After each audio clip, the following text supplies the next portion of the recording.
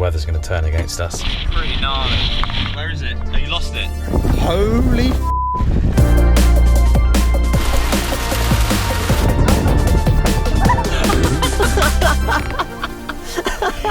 Oh my god, I'm gonna die having a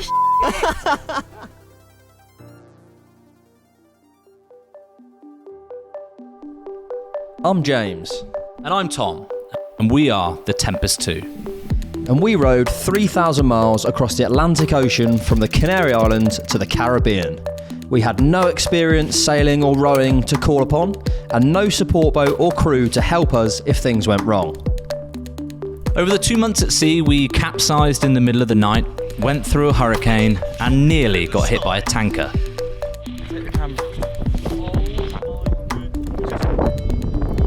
But before we get into that, let's take a quick look at the basics of ocean rowing.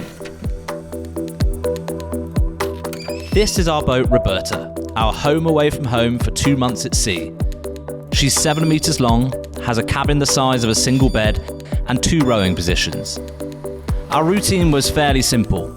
We would row in 2-hour shifts, 24 hours a day, until we touched land. This is the stuff that we would eat. Freeze-dried food, rehydrated with fresh water. We've gone for the salmon and dill, our trusted favourite. And we also took tons of chocolate, snacks, and of course, a 24-pack of beer. And for those weirdos wondering, our toilet was in fact a humble bucket. There's no water in the bucket before we went.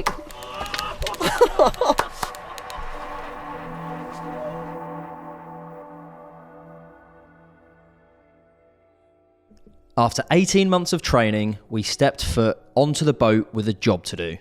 There were no crowds or fireworks, and with a simple wave to our family, this huge adventure had begun.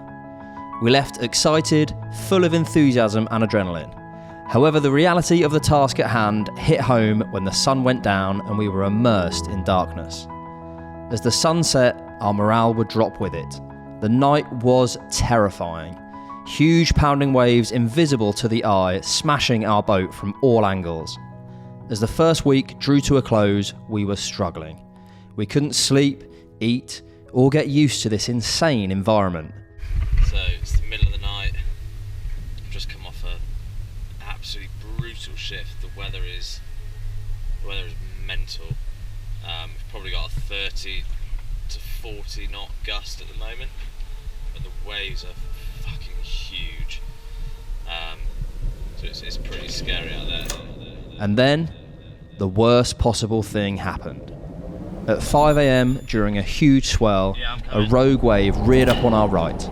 We rose up the vertical wall of water, and then it broke. Our boat was barreled down the face, and the lip of the wave picked me up and threw me into the cold, black water.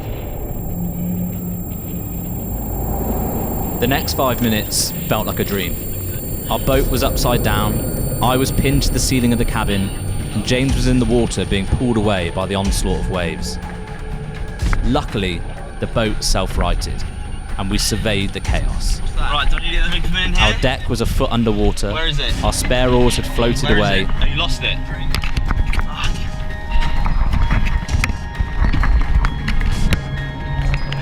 Fucking rudder. Bollocks. Is that because it's off here? Let's try it. Where's the things? You need to pick them up. Can you do that side? But we were alive, and after some minor repairs, ready to proceed. When the sun came up, we surveyed the damage and pushed on. We don't go backwards. We're supposed to open the cabin. And it is literally full of water. Like, We've been wondering why the boats felt heavy for the last... full of water, not just a little bit, like a good half a foot of water, and we have no idea how it's got in there. So we're going to pump it out now, and hopefully there isn't a bloody hole in the boat. If there is, we're absolute legends for rowing through it. Simple as that.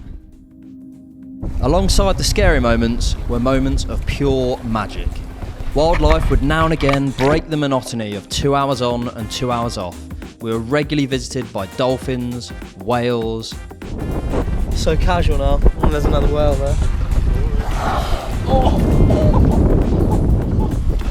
huge marlin, and even a shark. So ridiculous. Oh God, no!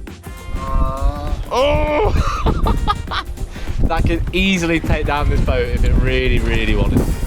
Do they eat shit like this? Swimming away from the boat was a feeling that we'll never forget.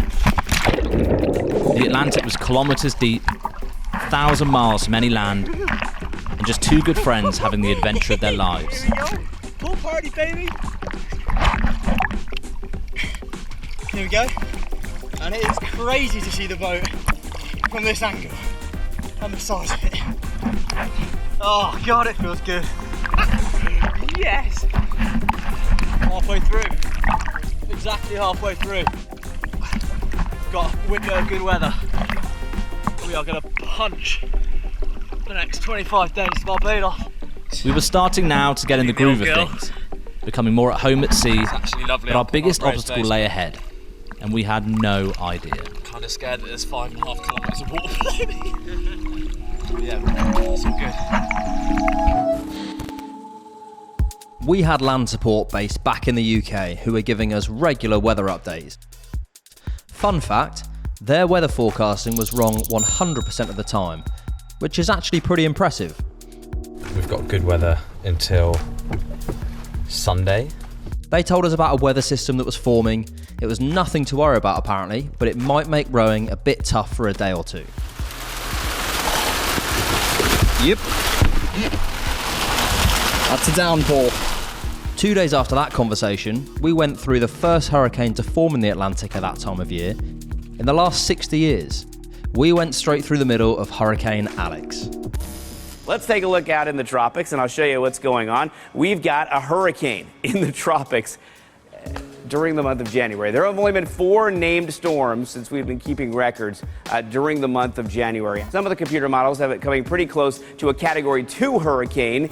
This was incredibly tough to take, as we were pushed over 100 miles back towards Africa over the course of 3 days. Brought straw and had to come and get some food. But it's blowing an absolute gale. And the waves are just everywhere. Massive as well. Pretty gnarly. So we're literally stuck here. We're going backwards as we speak. Back towards Africa.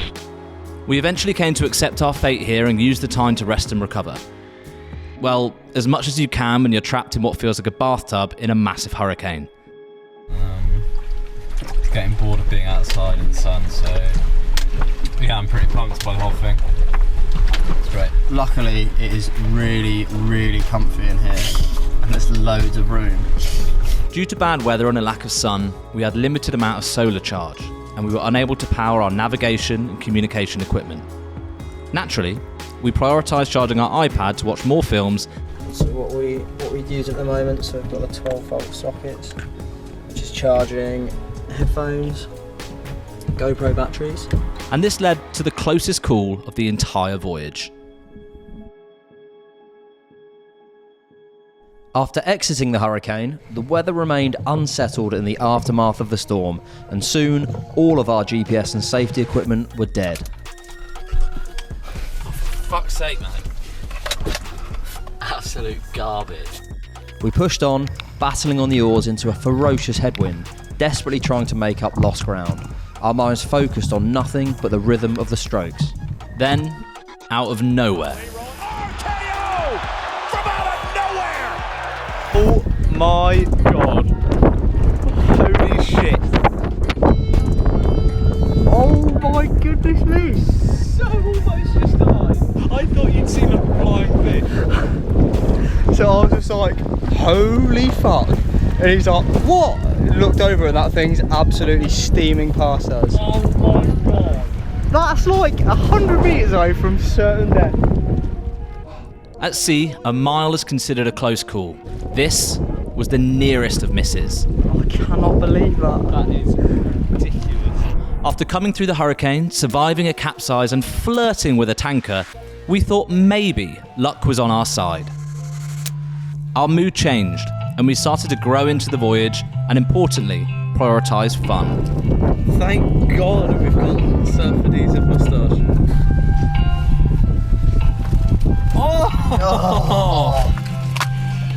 Oh my god, it didn't even bang. Homemade? I very much doubt it. No, my mum. It's a bauble with cheese in it, Wensleydale. There better be some chutney or I'm gonna... There's not chutney. If there isn't chutney, I'm not gonna be happy. This is the last chance for this to be chutney. It's a fucking snow globe. Show us it.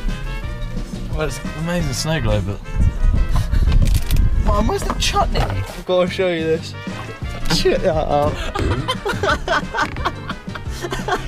Oh my fucking god, I'm gonna die of hunger shit.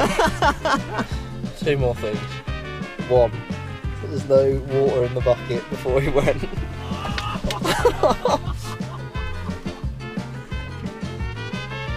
And then the second thing is now he's just stuck because he's trying to steer, so he can't finish off. And a wave just come over the side of the boat and nailed him. We weren't on this adventure to break records, we were here for the experience.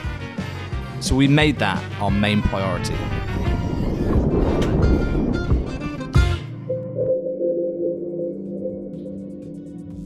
On the 54th morning, as the sun came up, Barbados came into view only 60 miles away.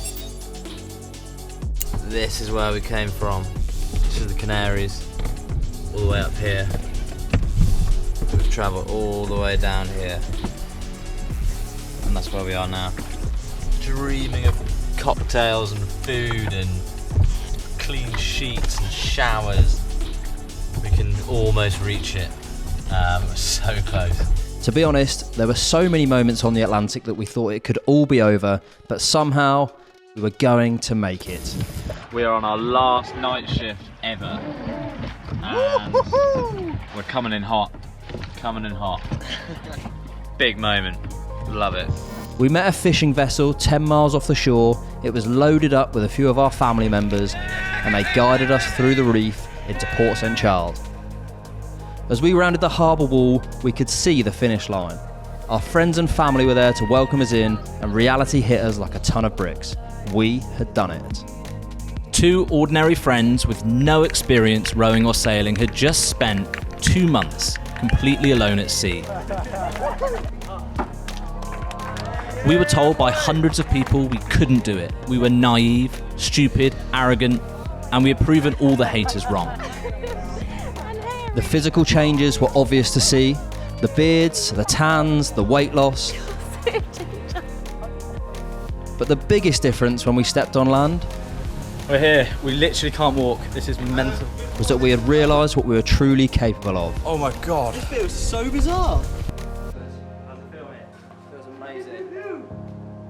If you're going to take one thing from this story, let it be this. Don't live a life that fits into what others expect of you. Get out there. Try things. Fail. Laugh. Cry. And do it all again. Life is short, so fill it with epic stories.